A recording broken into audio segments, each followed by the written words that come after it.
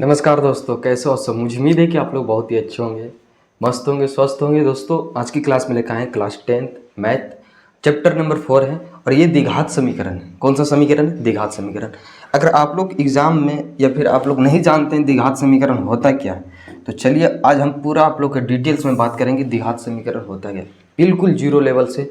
ठीक है, तो यहाँ पे आप सीख के जाइएगा कि द्विघात समीकरण क्या होता है, क्या नहीं होता है। अब बिल्कुल ये इम्पोर्टेंट चैप्टर है, सबसे ज़्यादा एग्जाम में इसी से पूछता है, जो कि आप लोग के विवेचक का जो सूत्र होता है यही चैप्टर में पढ़ना है। तो आज हम लोग पूरा इंट्रोडक्शन क्लास पर करेंगे इसी। ठीक है, पूरा इंट्रोडक्शन क्लास। तो वीडियो को अंत तक देखिए, आप जितना भी कमज़ोर हो आप यहाँ से सीख जाइएगा, क्योंकि हम यहाँ से जीरो लेवल से स्टार्ट कर रहे हैं। तो चलिए हम लोग आगे बढ़ते हैं। सबसे पहले आप लोग के पढ़ना इसमें क्या, द्विघात समीकरण होता क्या है ये समझिए। ये द्विघात समीकरण यानी कि जिस बहुपद का घात आप लोग के नाम से ही पता चल रहा होगा, यानी घात 2 समीकरण आप लोग के आगे बात करेंगे। ये समीकरण होता क्या, ठीक है, यानी जिस बहुपद का, और हमेशा ध्यान रखिएगा कि इसमें चर का घात होना चाहिए। किसका घात? चर का घात। तो चलिए ऐसा एग्जाम्पल सेट करते हैं और देखते हैं। सबसे पहले इस चैप्टर का नाम लिख देते हैं। इसमें पढ़ना क्या है? द्विघात समीकरण। ठीक है, द्विघात समीकरण होता क्या है आप लोग देखिए। द्विघात समीकरण, ठीक है, द्विघात समीकरण क्या है समझिए। द्विघात समीकरण का जो जनरल रूप होता है यानी व्यापक रूप, उसको वो क्या होता है, तो इसका व्यापक रूप एग्जाम में कई बार पूछ भी देता है। ठीक है, तो आप लोग याद रखिएगा कि द्विघात समीकरण का व्यापक रूप क्या होता है, ax², ठीक है, प्लस में bx प्लस में c बराबर में 0। ये आप लोग को याद रहेगा। द्विघात समीकरण का जो व्यापक रूप होता है वो होता है ax² प्लस bx प्लस के c। इतना याद रहेगा। ठीक है, देखिए और एक चीज़ याद रखिएगा, जहाँ इसका जो शर्त होता है ये इंपॉर्टेंट है। ठीक है, जहाँ a = 0 यानी a के मान 0 के बराबर नहीं होना चाहिए। ठीक है, यही आप लोग के ध्यान में रखना है कि a के बराबर 0 के बराबर नहीं होना चाहिए। कभी कभी आप लोग को इतना दे देगा, बस बोलेगा a बराबर 0। ठीक है, तो ये द्विघात समीकरण नहीं कहलाएगा। अब अगर यहाँ पे आप 0 रखते हैं, ठीक है, a का मान, तो ये समीकरण नहीं कहलाएगा। ठीक है, क्योंकि इसका वैल्यू कितना हो जाएगा, 0 हो जाएगा, तो घात ही नहीं बचेगा 2। यानी कि हमको देखना है घात कितना होना चाहिए, 2 होना चाहिए। ठीक है, तो आप लोग समझिए, जिस बहुपद का घात यानी जिस समीकरण का घात 2 हो उसी को बोलते हैं द्विघात समीकरण। ठीक है, ये समीकरण कब बनेगा से समझिए, जिसे बराबर में कुछ होना चाहिए, ठीक है, उसी को बोलते हैं समीकरण। अगर इसमें बात करें हम, ठीक है, देखिए ए बी सी को काची बोलते हैं, तो ए बी सी को हम लोग अचार पद बोलते हैं। कौन सा पद? अचार पद। ठीक है, इसको बोलते हैं अचार पद। ए हो गया, इसमें बी हो गया और सी हो गया, क्योंकि इसका मान बदलता नहीं। ठीक है, और इसी का होता है चर। चर पद किसको बोलते हैं? तो हो गया एक्स। ठीक है, एक्स को, इसमें एक्स ही चर है तो एक्स को चर बोलेंगे। द्विघात समीकरण बनाना है तो हमेशा याद रखिएगा चर के घात को देखना है। किसको घात देखना है? तो चर का घात देखना है, यानी चर का घात हमेशा देखना है। उसका घात 2 है, ठीक है, तब वो कहलाएगा द्विघात समीकरण। चर का घात देखना है, और चर का घात में अगर 2 है तभी कहना द्विघात समीकरण है, अन्यथा नहीं।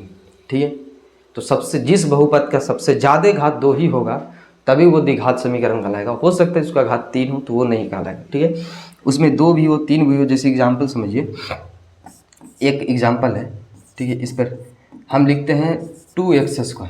तो क्या ये एक द्विघात समीकरण है? हाँ है, क्योंकि इसका घात कितना है? 2 है।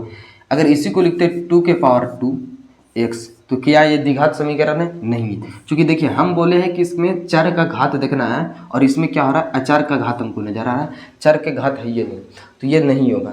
हो सकता है कि दोनों पर घात हो, जैसे 6x², ठीक है, और x²। तो क्या ये द्विघात समीकरण है? हाँ है, क्योंकि हमको इससे मतलब नहीं है। ठीक है, हमको मतलब है ये वाला से। तो क्या ये द्विघात समीकरण है? हो सकता है। उसके बाद देखिए, हो सकता है आपको 0 के होल स्क्वायर दिया हो।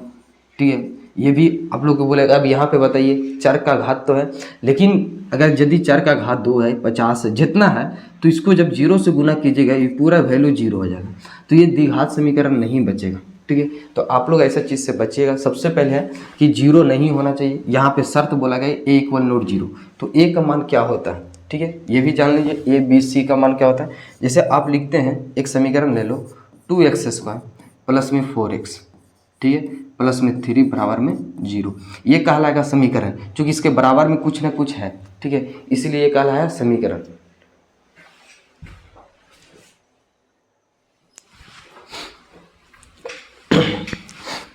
देखिए ये इसमें इसके बराबर में कुछ ना कुछ है, इसलिए कहलाया समीकरण, ठीक है। यदि ये बराबर में कुछ नहीं रहता तो इसको हम समीकरण नहीं बोलते, ये कहलाता सिर्फ बहुपद। अब देखिए इसके सबसे ज़्यादा घात जो है वो 2 है, इसीलिए कहलाएगा द्विघात समीकरण, ठीक है, आप लोग समझिए। अब इसमें एक चीज़ हम बता रहे थे ए बी सी का मान होता क्या, तो जो एक्स स्क्वायर के गुना में रहेगा उसको बोलते हैं ए का मान, और जो x के गुना में रहेगा उसको बोलेंगे b के मान, और जो सिंपल रहेगा यानी उसको बोलेंगे c के मान, जिसके साथ कुछ नहीं लगल रहेगा उसको बोलेंगे c के मान। ध्यान से एक्स स्क्वायर के जो गुना में है, तो एक्स स्क्वायर के गुना में कितना है 2 है, तो ये हो गया a की वैल्यू। अच्छा x के गुना में कितना है 4 है, तो ये हो गया b की वैल्यू, और c के साथ कुछ नहीं है तो ये हो गया c की वैल्यू। और जो चिन्ह रहेगा उसको लिखना पड़ेगा, जैसे ये हो जाएगा माइनस में 2x², एक एग्जाम्पल लिए, और माइनस में 4x, ठीक है, और प्लस में 4, ये बराबर में 0। अगर इसमें पूछेंगे कि a के मान बताइए तो a के मान -2 है, चूँकि x² के गुना में -2 है। और इसमें देखिए b के मान कितना होगा, तो b के मान होगा -4, और c के मान कितना होगा 4 होगा। यही हमारा आंसर हो जाएगा। फिर a b c के वैल्यू ये लिखना बहुत ज़रूरी है, आप लोग लिखे नहीं आता तो सीख जाइए, ठीक है। यहाँ पर देखिए और भी एग्जाम्पल ले सकते हैं, जिसे समझिए मेन एग्जाम्पल ये है, आप लोग समझाना कि 2x² प्लस में 6 लेते हैं, तब इसमें ए बी सी का मान कितना होगा। हम बोले x² का जो x² के गुना में रहेगा उसको बोलेंगे a का मान, तो x² के गुना में यहाँ पे 2 है। उसके बाद x के गुना में, तो x के गुना में यहाँ पे कितना है, तो इसमें x सिंपल नज़र नहीं आ रहा है, तो उसका वैल्यू 0 हो जाएगा, 0 नहीं आवेगा यहाँ पे, उसका वैल्यू 0।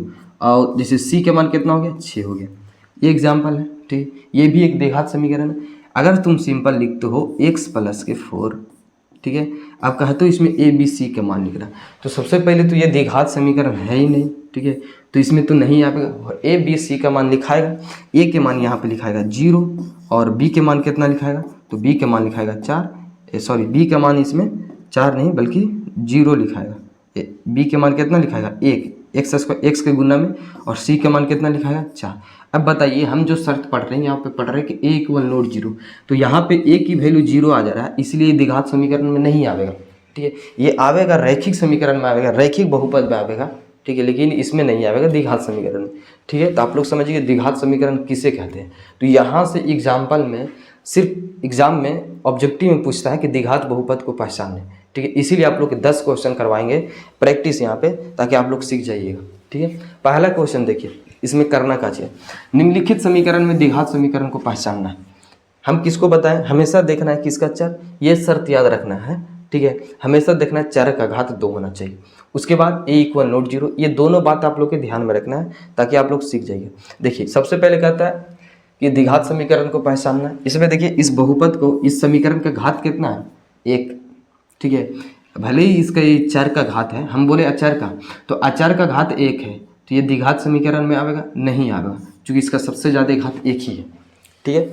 इसमें देखिए ये हो गया ax² + bx + c, ये सब एक तो बहुपद है, समीकरण है, ठीक है, लेकिन इसका घात 2 है, ठीक है, तो आप लोग बोलिए कि ये द्विघात समीकरण है। लेकिन यहाँ पे जो शर्त दिया है कि a = 0, हम लोग पढ़े हैं कि a = 0, a के मान 0 के बराबर नहीं होना चाहिए, लेकिन यहाँ पे दिया गया है तो ये द्विघात समीकरण में नहीं होगा, ठीक है। आराम से समझिए एग्जाम में कैसे बनाना है, ठीक है, आप लोग सीख जाइएगा। ऑब्जेक्टिव में पूछता है ये कि द्विघात समीकरण कौन है, ठीक है। ये वाला देखिए, इसमें कहता है x × x + 3 बराबर में x², तो क्या ये द्विघात बहुपद होगा, ऐसे तो नहीं बता सकते, इसे तो आप लोग को नज़र आ रहा होगा 2 घात, ठीक है, लेकिन ये उससे पहले यहाँ पे बोल रहा है गुना करने के लिए, तो आप सबसे पहले इसमें गुना कर दिए। गुना कितना से करेंगे, तो x से, देखिए x से जब इसमें गुना करेंगे दोनों में, ठीक है, तो ये हो जाएगा x² प्लस में 3x, और ये बराबर में कितना हो गया x², ठीक है। दोनों में देखिए दोनों साइड बराबर के, इस साइड भी x² उधर भी, तो x² से x² कैंसिल, इधर बचेगा x और उधर बच गया 0। तो यहाँ पे देखिए ये जो बहुपद था x² वाला वही कट गया, ठीक है, और इसका वैल्यू कितना है 1 है, इस बहुपद का घात 1 है, इसीलिए द्विघात बहुपद नहीं कहलाएगा, यानी द्विघात बहुपद नहीं है, ठीक है। हमको सिर्फ पहचानना है द्विघात समीकरण, द्विघात बहुपद।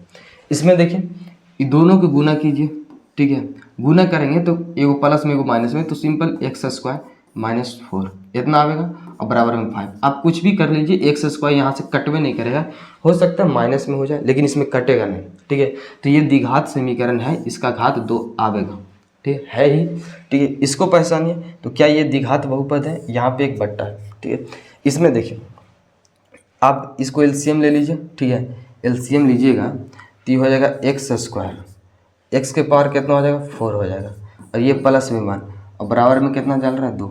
इसको क्रॉस गुना कीजिएगा तो एक्स के पावर 4 प्लस के बराबर में प्लस के 1 बराबर में एक्स स्क्वायर। देखिए इस बहुपद में सबसे ज़्यादा घात जो है वो 4 नज़र आ रहा है। कितना आ रहा है 4। तो ये द्विघात बहुपद नहीं कहलाएगा, क्योंकि इसमें सबसे ज़्यादा घात 4 आ रहा है, इसीलिए द्विघात बहुपद नहीं कहलाएगा, ठीक है। समझिए। अब देखिए ये वाला हम कैसे बनाना है, ठीक है। ये भी वही क्वेश्चन है, आप लोग को यहाँ पे एलसीएम लेना है। एलसीएम लेने वाले बात है, गुना करने वाली जो है आप लोग को वो करना है। यहाँ पे हो जाएगा एक्स, अभी हो गया एक्स स्क्वायर प्लस में 3 हो गया। जब क्रॉस गुना कीजिएगा तो एक्स के पावर 3 बराबर में एक्स स्क्वायर प्लस में कितना आ जाएगा 3 आया। इस बहुपद में देखिए घात जो है वो 3 है, लेकिन हमको खोजना 2, इसमें 2 भी है। तो जब तक 2 और 3 रहे तो सबसे ज़्यादा मान होता है जिसका घात ज़्यादा है। तो इस बहुपद का घात 3 है, इसीलिए कहलाएगा त्रिघात बहुपद, ठीक है, बल्कि द्विघात बहुपद नहीं कहलाएगा। यानी जितना सबसे ज़्यादा घात रहेगा ना वही समीकरण कहलाता है। तो इसमें 3 घात है, ये तो कहलाए त्रिघात, ठीक है। 2 घात भी है तो 2 घात नहीं कहलाएगा, क्योंकि सबसे ज़्यादा इसका, ठीक है। चलिए आगे देखिए इसमें क्या करना है। तो इसमें भी वही करना है जो आप लोग ये पहचानना, आप लोग को पढ़ना। इसलिए हो जाएगा एक्स क्यूब माइनस में 4x स्क्वायर, इधर माइनस में x प्लस में 2। इसको हल कीजिए, a माइनस बी का हल क्यों याद है, उस पर हल कीजिए एक्स क्यूब माइनस में ये हो जाएगा 2 का क्यूब, ठीक है, माइनस में 3x स्क्वायर y होता है, ठीक है। उसके बाद प्लस में 3x y स्क्वायर होता है। तो देखिए कुछ भी कर लीजिएगा, ये एक्स क्यूब से एक्स क्यूब कट जाएगा, ठीक है। एक्स स्क्वायर यहाँ पे है और इधर है, तो ये द्विघात समीकरण बनेगा, ये कटेगा आपस में नहीं, ठीक है। तो ये द्विघात समीकरण रह जाएगा, यानी ये कहलाएगा द्विघात बहुपद, ठीक है। ये द्विघात बहुपद है चूँकि इसका घात कितना है 2 है। उसी प्रकार यहाँ पे देख लीजिए, ठीक है। यहाँ पे क्या करना है तो इस बहुपद का घात देखिए, आप इसको सॉल्व कीजिएगा, एक्स स्क्वायर प्लस के 1 प्लस के 2x, इधर गुना कीजिएगा तो 2x माइनस के 4। देखिए इस बहुपद का घात कितना है 2 है, यहाँ पे कितना है 2 है। इस बहुपद का घात 2 है, इसीलिए कहलाएगा ये द्विघात बहुपद, ठीक है। आप लोग को समझ में आ रहा है। चलिए देखिए इसमें भी वही करना है कि आप सबसे पहले इसको गुना कीजिए, तो एक्स स्क्वायर प्लस में एक्स प्लस में 7 हो गया और प्लस में 7 बराबर में, इसको जब गुना कीजिएगा तो एक्स स्क्वायर माइनस के 4 आवेगा, ठीक है। एक्स स्क्वायर से एक्स स्क्वायर कैंसिल हो गया, इधर बचेगा एक्स प्लस के 7 और इधर बचेगा -4। तो क्या ये द्विघात बहुपद है, चूँकि इसका घात एक ही बढ़ गया, ये द्विघात बहुपद नहीं कहलाएगा, ठीक है। इसमें पढ़ लीजिए, इसमें भी वही करना है, a प्लस बी के होल स्क्वायर तोड़ना a माइनस बी के, तो ये करिएगा एक्स स्क्वायर, 2 का स्क्वायर कितना होगा 4 और ये हो जाएगा 4x बराबर प्लस में 2 बराबर में 2x माइनस में 3। कुछ भी कर लीजिए, ये एक्स स्क्वायर यहाँ से नहीं कटेगा क्योंकि उधर है ये नहीं है एक्स स्क्वायर, तो यानी ये द्विघात बहुपद होगा, द्विघात समीकरण होगा, क्योंकि इसका घात कितना 2 है, ठीक है। यही 10 सवाल था जो आप लोग प्रैक्टिस के लिए लाए थे। बाकी हम कल बात करेंगे विवेचक का सूत्र और विवेचक पर प्रश्न, ठीक है, अगले पार्ट में। तो आज का वीडियो कैसा लगा आप लोग कमेंट में बताइए। मिलते हैं अगले वीडियो में। जय हिंद।